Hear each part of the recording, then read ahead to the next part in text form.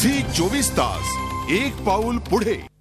लोणावळ्यातली बातमी आहे। 1000 वर्ष जुन्या अमूल्य अशा 8 मूर्ती चोरणाऱ्या चोरट्यांना लोणावळा पोलिसांनी अटक केली आहे। मध्य प्रदेशातील सतना जिल्ह्यातील मेहर राजघराण्यातील देवघरातील पूजेच्या या मूर्ती होत्या। मेहर राजघराण्यातील वंशजांकडून या मूर्तीची पूजा होते।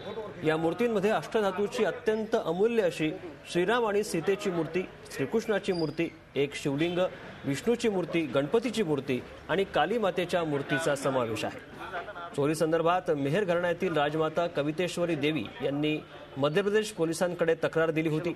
या राजघराण्यात काम करणाऱ्या सलमान उर्फ शैलूसिंह अमरसिंह चौहान या नावाच्या एका नोकरानं आपला मित्र नीरज रामाश्रय शुक्ला याच्या सहाय्यानं या मूर्तींची चोरी केली होती।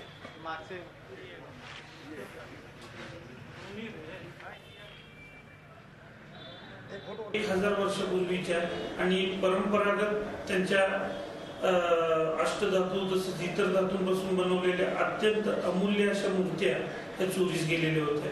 लोणावळा शहर पोलिसांनी जवळपास यातल्या 8 प्राचीन मूर्त्या आणि 4 आरोपी हे आता मध्य प्रदेश पोलिसांकडे वर्ग केलेले आहेत। झी 24 तास एक पाऊल पुढे।